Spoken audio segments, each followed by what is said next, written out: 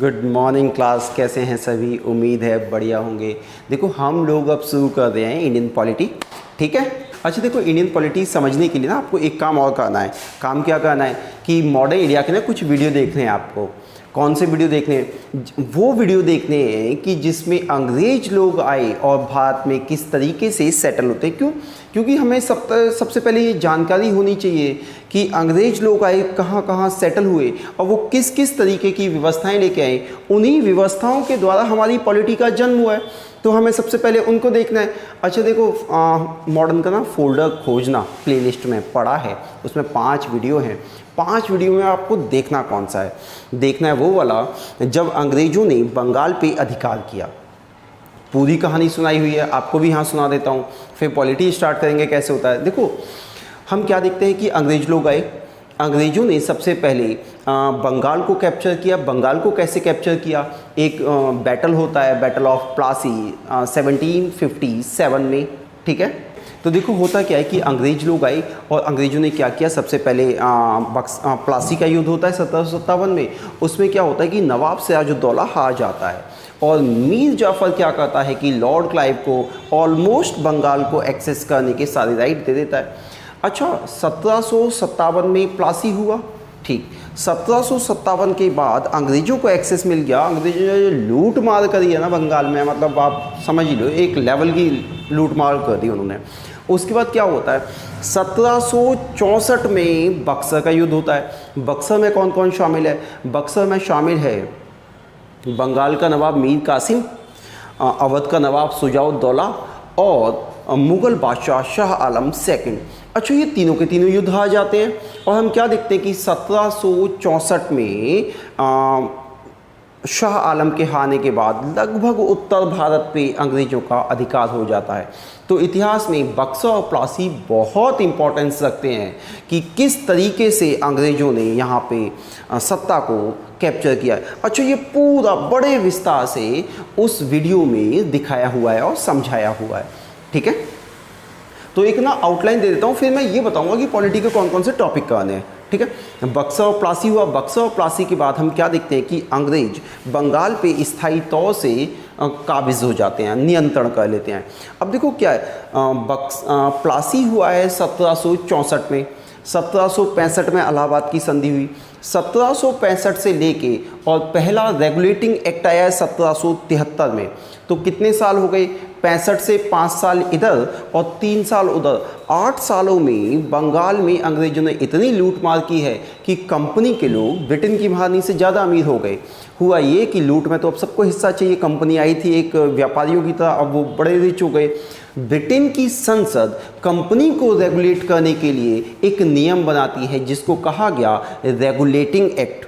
अच्छा वो regulating act बना, उसके बाद फिर 1813 का अधिनियम, फिर मतलब इस तरीके से बड़े सारे 1935 तक के अधिनियम आए हैं।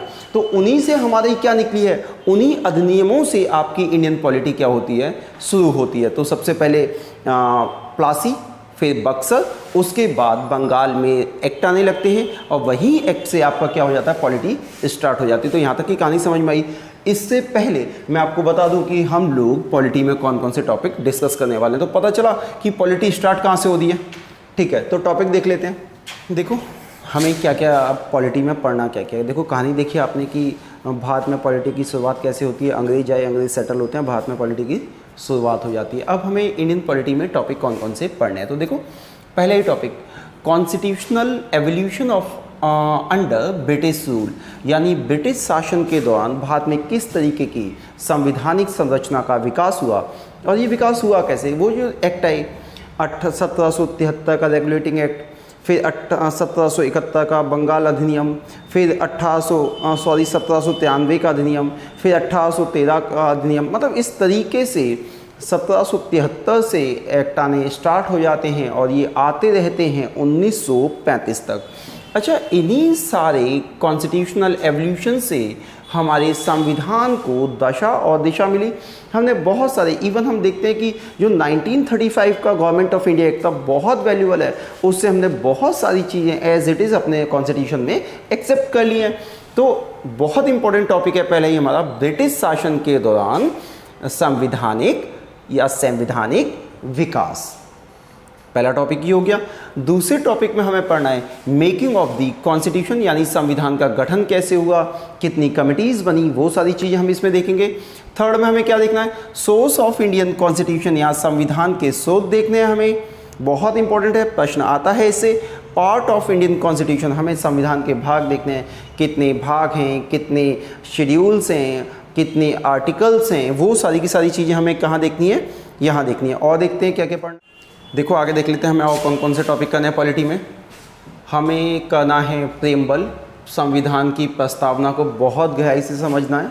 अच्छा, इससे बहुत माइन्यूट से क्वेश्चन आएंगे जो बहुत वैल्यूएबल होंगे। अगर प्रस्तावना नहीं समझी ना तो हमें संविधान की मूल आत्मा समझ में नहीं आने वाली, तो इसको बड़ा ध्यान से समझेंगे।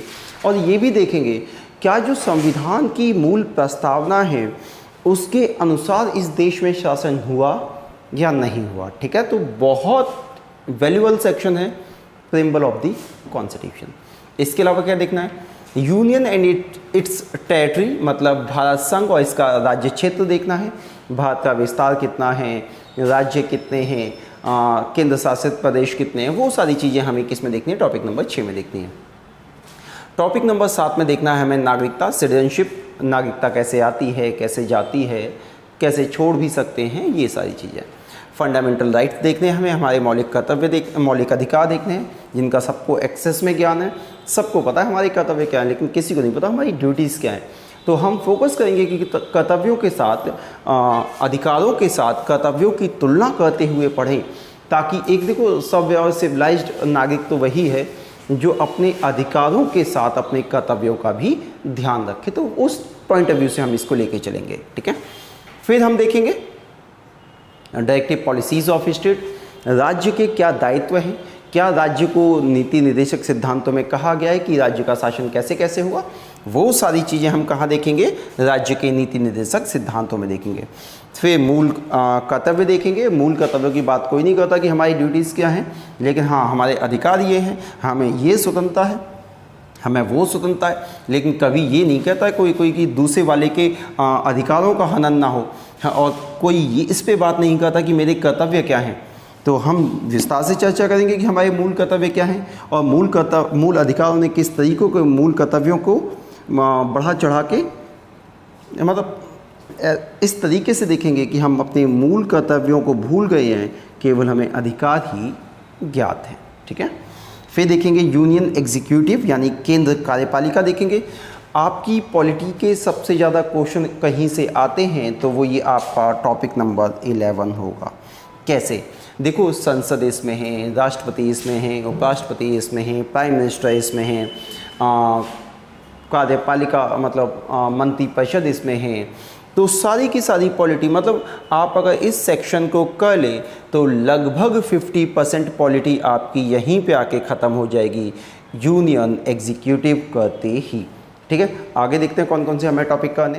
हमें देखना है संसद, बहुत वैल्यूबल है। संसद के बाद देखो, संसद के बाद हम सीधा देखेंगे क्या, स्टेट एग्जीक्यूटिव यानी राज्य कार्यपालिका देखेंगे, जिसमें गवर्नर देखेंगे, मुख्यमंत्री देखेंगे, उसकी परिषद देखेंगे, ये सारी चीज़ें देखेंगे। इसके बाद फिर हम दोनों कोर्ट्स को इकट्ठा कर देंगे, सुप्रीम कोर्ट को करेंगे, उसी के साथ फिर हाई कोर्ट को करेंगे। इसके बाद फिर हम देखेंगे स्थानीय स्वशासन, हम देखेंगे संविधान का 73वां 74वां संविधान संशोधन देखेंगे इसमें।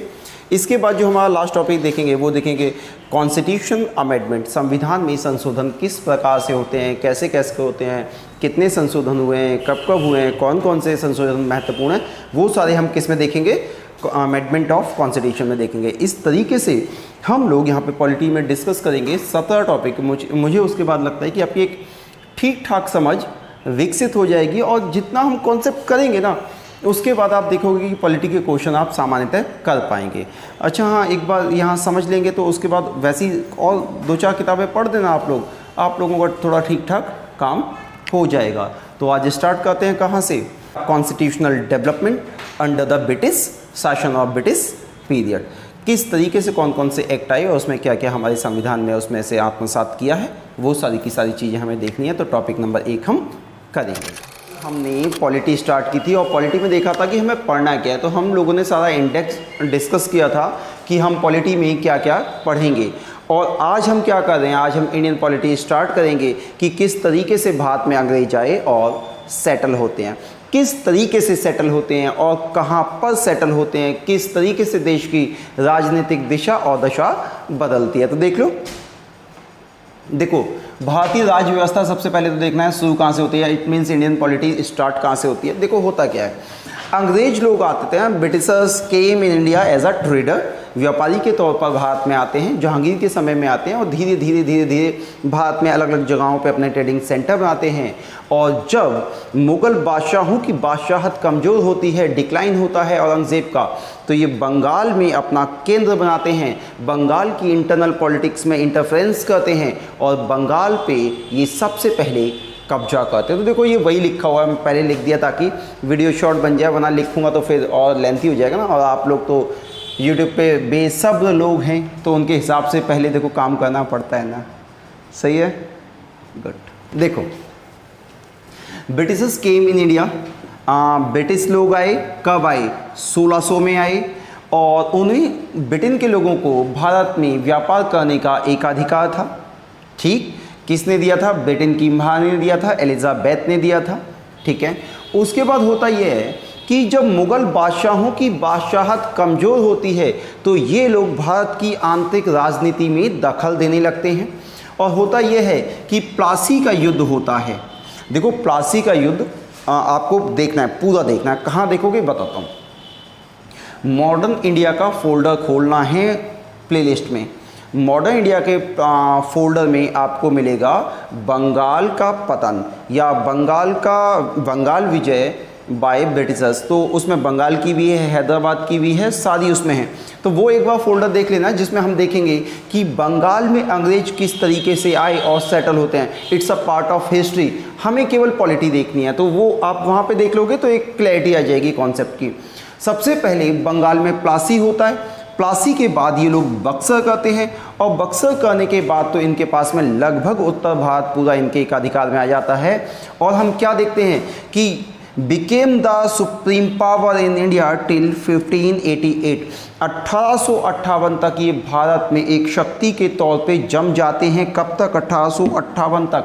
अब 1858 कैसे, ऐसे समझ लो कि विद्रोह होने के बाद कंपनी के शासन को समाप्त कर दिया गया और ब्रिटेन की महारानी ने सारी जो सत्ता है वो अपने हाथ में ले ली, एक वायसराय की नियुक्ति की गई और एक भारत सचिव के माध्यम से ब्रिटेन की महारानी सारा कामकाज भारत का देखने लगी।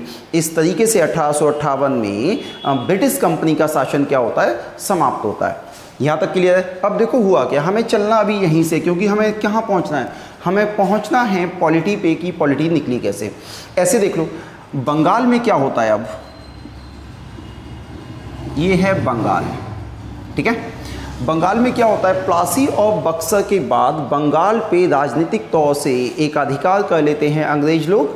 और अब देखो 1764 में ये काम हो गया, 1764 में बक्सर का युद्ध हुआ और वाक़या है 1773 का। अब देखो साल कितने हुए, 7 साल इधर हैं और 6 इधर हैं और 3 इधर हैं, टोटल मिला के 9 साल हैं। ध्यान से समझ लें पॉलिटी। इन 9 सालों में अंग्रेज़ों ने बंगाल में भयंकर लूट मचाई है। कंपनी के लोग जो ब्रिटेन की महारानी से लेटर लेके आए थे कि ट्रेड करना है, अब वो इतने मालदार हो गए हैं कि ब्रिटेन के मेंबर ऑफ पार्लियामेंट से ज़्यादा उनके पास माल आ गया है। ठीक, अब पार्लियामेंट जो है ब्रिटिश की, वो इन लोगों पे लगाम लगाएगी या नहीं लगाएगी। अच्छा, लगाम लगाने का उद्देश्य ये नहीं है कि ये लोग बंगाल का शोषण कर रहे हैं, उनका उद्देश्य ये है कि बंगाल में जो लूट हो रही है उसमें हिस्सा कैसे मिले। तो मेंबर ऑफ पार्लियामेंट बंगाल के क्या कहते हैं कि कंपनी को रेगुलेट कराना चाहते हैं। क्यों? क्योंकि वो बंगाल की लूट में हिस्सा चाहते हैं। और ध्यान रखना, उस समय का बंगाल किसी भी तरीके से यूनाइटेड किंगडम से कम तो कतई नहीं है। देखो कैसे, अगर हम 1773 के बंगाल की बात करें तो उसमें पूरा बांग्लादेश शामिल है, हमारा पश्चिम बंगाल शामिल है, उसमें बिहार शामिल है, उसमें झारखंड शामिल है और उसमें उड़ीसा शामिल है। तो इतना बड़ा पूरा का पूरा साम्राज्य किसके तहत था? बंगाल के तहत था। और ये बंगाल ब्रिटेन से कहीं ना कहीं ज़्यादा बड़ा था और अंग्रेज़ों की लूट मार ने इसे 9 साल में ही एकदम गरीब और शोषित और वंचित कर दिया। कंपनी के लोग ब्रिटेन की महारानी से ज़्यादा अमीर हो जाते हैं और इन्हीं सारी चीज़ों को देखते हुए अब ब्रिटिश पार्लियामेंट इनको रेगुलेट करने के लिए सबसे पहले एक एक्ट लेके आती है जिसका नाम है रेगुलेटिंग एक्ट। रेगुलेटिंग एक्ट 1773 और 74 है। इस तरीके से यहाँ से एक्ट आना शुरू होते हैं और आखिरी एक्ट हम क्या देखते हैं कि 1935 में गवर्नमेंट ऑफ इंडिया एक्ट आता है। तो बेसिकली मुझे ये पॉलिटी समझाने के पीछे कि भारत की शासन व्यवस्था का उदय कैसे हुआ, भारत की शासन व्यवस्था हमारे सामने आई कैसे। तो भारत की शासन व्यवस्था का उदय कहीं ना कहीं हम देखते हैं कि इन आने वाले एक्ट से बहुत हद तक प्रभावित रही। तो आज हमारा चैप्टर ही क्या हो जाएगा? भारतीय शासन अंडर द ब्रिटिश क्राउन, यानी कि कंपनी के अधीन भारतीय शासन किस तरीके से विकसित हुआ, कब 1773 का एक्ट आया, कब 1813 का एक्ट आया, कब 1833 का एक्ट आया। ऐसे एक्ट करते करते हमें 1935 तक के अधिनियम समझने हैं। तो अब हम क्या करेंगे, 1 बाय 1 एक एक एक्ट करके देख लेंगे। ठीक है, तो शुरू करते हैं। अच्छा देखो, हिंदी और इंग्लिश में दोनों में लिखूंगा, तो ऐसा नहीं है कि मतलब इंग्लिश में ही है तो हिंदी में होगा नहीं, मतलब ये कुछ ज़्यादा इंपॉर्टेंस रखता नहीं है, इसलिए 2-4 लाइनें लिख दी, वरना ये भी नहीं लिखता तो भी आपको यहाँ से समझ में आ जाता है। बाकी कहानी तो आपको सुनाई दिया। उम्मीद है कि पॉलिटी की स्टार्ट कैसे हुई, शुरुआत कैसे हुई, ये चीज़ समझ में आई होगी। और हमारी जो राज्य व्यवस्था निकली वो बेसिकली इन एक्ट से निकली। डिस्कस कहाँ से करने हमने, ये एक्ट से करने। इंटर कैसे हुए बंगाल में, प्लासी और बक्सर के थ्रू एंटर करते हैं। अच्छा, कैसे एंटर हुए, इसके लिए मॉडर्न इंडिया का बंगाल वाला वीडियो जरूर देख लेना है, बहुत वैल्यूबल है। उससे एक ब्रॉड समझ आप लोगों की डेवलप हो जाएगी अबाउट दिस टॉपिक। तो शुरू करते हैं रेगुलेटिंग एक्ट से। शुरू करते हैं। अब देखो, हमें हमारी पॉलिटी निकली कहाँ से, हमारी पॉलिटी निकली इन सारे एक्ट से। और वो चीज़ें हमारे कॉन्स्टिट्यूशन में या हमारे किस तरीके से हमारी संसद बनी या किस तरीके से हमारी शासन व्यवस्था है, वो कहीं ना कहीं इन सारे एक्ट्स की देन है। और देखो है क्या, इन एक्ट को मोटा मोटा हम 2 कैटेगरी में डिवाइड कर सकते हैं। एक वो है जब कंपनी का शासन रहा, इनको सबको क्या बोलते हैं, कंपनी रूल। यानी कंपनी का शासन भारत में रहा है 1773 से 1858 तक। कैसे? 1757 में विद्रोह हो गया। जैसे ही 1757 में विद्रोह हुआ तो ब्रिटेन की महारानी को लगा कि इतना बड़ा साम्राज्य कहीं हाथ से निकल ना जाए, जो ब्रिटेन से डबल और 3 गुने से भी कहीं बड़ा साम्राज्य था। तो ब्रिटेन की महारानी ने 1757 के बाद कंपनी का शासन खत्म किया और ब्रिटिश क्राउन रूल यानी कि भारत का शासन ब्रिटिश ताज के पास में पहुंच जाता है। तो इन एक्ट को हम मोटा मोटा 2 तरीके से डिवाइड कर सकते हैं। एक वह डेवलपमेंट जब भारत में कंपनी शासन कर रही थी, और एक वह डेवलपमेंट जब भारत में ब्रिटिश संसद शासन कर रही थी। ब्रिटिश क्राउन मतलब ताज, इसका मतलब है महारानी का शासन। महारानी का महारानी का शासन कब से कब कर रहा है? 1858 से लेकर फिर 1947 तक भारतीय शासन ब्रिटिश क्राउन ने देखा है। उससे पहले क्या था, कंपनी नहीं था। अब इन्हें हमें समझना क्या, वो देखो सबसे पहले ही कौन सा एक्ट आता है, रेगुलेटिंग एक्ट आता है, फिर पिट्स इंडिया एक्ट आता है, फिर चार्टर एक्ट आता है, फिर 1813 का चार्टर। ये सारे चार्टर एक्ट, इनसे प्रश्न आते हैं, बहुत ध्यान से देखो, बहुत ध्यान से समझ लो। इनसे नॉर्मली प्रश्न कह सकते हैं, बताओ कंपनी रूल कब तक रहा, पता चल गया आपको कंपनी रूल कब तक रहा। जब तक कंपनी रूल रहा तब तक इन सबको कहा गया है चार्टर एक्ट। क्लियर? जब तक कंपनी रूल रहा तब तक सबको कहा गया है चार्टर एक्ट। और जब ब्रिटिश क्राउन का रहा तब government of India act, maximum का नाम क्या है, गवर्नमेंट ऑफ इंडिया एक्ट। देखो गवर्नमेंट ऑफ इंडिया एक्ट, इसको बोल दिया Indian council act. Indian council act ये वो एक्ट हैं जिनसे कहीं ना कहीं हमारी भारतीय शासन की संसद की जो स्ट्रक्चर है वो समझ में आया, हमारा डेवलपमेंट कैसे हुआ, संसद का फॉर्मेशन कैसे हुआ, वो कहीं ना कहीं इंडियन काउंसिल एक्ट से आया। उसके बाद modern reform, Montagu chamber reform, इनको भी गवर्नमेंट ऑफ इंडिया एक्ट कहा जाता है। चाहे मार्लियामेंटो सुधार हो गया, मॉन्टेग्यू जेम्स कोड हो गया, और ये नाम ही है इसका गवर्नमेंट ऑफ इंडिया एक्ट, 1935 का भारत सरकार अधिनियम या भारत शासन अधिनियम, इसका मतलब है गवर्नमेंट ऑफ इंडिया एक्ट एक ये हो गया, और बच्चे को चाहिए दोनों भी गवर्नमेंट ऑफ इंडिया एक्ट है। प्रश्न आता है, अच्छा देखो यूपीएससी में भी आता है, सिंपल नाम से प्रश्न आ जाता है, भारतीय परिषद अधिनियम कौन से है? तो भारतीय परिषद अधिनियम केवल दो हैं, 1861 का और 1892 का। और ये सारे कैसे हैं चार्टर? दो परिषद हैं, बाकी सारे गवर्नमेंट ऑफ इंडिया एक्ट हैं। अब देखो इनसे प्रश्न कैसे आते हैं, दो प्रश्न इससे इंपॉर्टेंट है, इससे कोई प्रश्न नहीं आता, समझा दूंगा। इससे भी एक प्रश्न आता है, इससे दो प्रश्न है, इससे तीन प्रश्न है, इससे फिर कोई प्रश्न नहीं आता, इससे भी अच्छा ये बहुत इंपॉर्टेंट है, 1857 के बाद आया, इंपॉर्टेंट है। 2 से 3 प्रश्न इससे बनते हैं, 2 से 3 प्रश्न इससे हैं, इससे एक प्रश्न है, 2 प्रश्न इससे, 2 प्रश्न इससे और 3 प्रश्न इससे। मोटा मोटा आप कुल मिला के लगा लो कि 12-15 क्वेश्चन बनेंगे, और ये टॉपिक हमेशा के लिए आपका हो जाएगा, और इनसे बड़े गहराई वाले प्रश्न आते हैं, और यूपीएससी में हर साल आपको इनसे एक ना एक प्रश्न मिलने वाला है। बहुत ध्यान से करना है, पहले तो नाम की कंफ्यूजन दूर हुई या नहीं हुई ये देखो, उसके बाद एक एक को हम माइन्यूट लेवल पे जाके क्या करते हैं, समझ लेते हैं। ठीक है, चलेंगे कहां से? हम देखते हैं रेगुलेटिंग एक्ट बहुत वैल्यूबल है, बहुत इंपॉर्टेंट है, जिससे भारत की भविष्य की दिशा और दशा तय होती है, किस तरीके से कॉन्स्टिट्यूशनल रिफॉर्म होते हैं। उनका पहला चार्टर या पहला लिखित दस्तावेज है जो कंपनी को ब्रिटेन सरकार ने दिया है कि आपको कैसे कैसे काम करना है। तो देखो है क्या, गवर्नर जनरल ऑफ बंगाल था इस एक्ट के आने से पहले, उसी गवर्नर ऑफ बंगाल का नाम बदलकर गवर्नर जनरल ऑफ बंगाल किया गया, यानी कि एक बंगाल के लिए गवर्नर जनरल की नियुक्ति हुई, और ये बंदा जो बना वो कौन है, Lord Hasting. First governor general of Bengal was Lord Hasting. अब देखो इस समय तक अंग्रेजों ने 3 महत्वपूर्ण शहरों पे अधिकार कर लिया था, उनमें एक है कलकत्ता, एक है बम्बई और एक है मद्रास। अब हुआ क्या, इस एक्ट के द्वारा कलकत्ता को मेन शहर या मेन प्रेसिडेंसी बनाया गया, उसके अधीन बम्बई और मद्रास को मर्ज किया गया, यानी कि बम्बई और मद्रास को कंट्रोल में लेके आया गया कलकत्ता के। तो दूसरा पॉइंट क्या हो गया, कलकत्ता इनका मेन शहर बना और उसके नीचे इन्होंने बम्बई और मद्रास के शासन को ऐड किया। तो 2 पॉइंट हो गए। तीसरा देखो, गवर्नर जनरल की 4 सदस्यीय परिषद बनाई गई। गवर्नर जनरल काम अकेले तो नहीं कर सकता है, उसको काम करने के लिए बंदे चाहिए। अब उसकी परिषद में 4 बंदे रखे गए हैं, कौन कौन से, फिलिप फ्रांसिस नंबर 1 इंपॉर्टेंट है, मेंशन 2, बारवेल 3 और क्लेवरिंग 4। इनको याद कर लेना इंपॉर्टेंट है। फिलिप फ्रांसिस, मेंशन, बारवेल और क्लेवरिंग, ये 4 बंदों के साथ मिलके लॉर्ड हेस्टिंग क्या करेंगे, सारा बंगाल प्रेसिडेंसी का काम देखेंगे। इसके बाद देखो एक सुप्रीम कोर्ट की स्थापना हुई।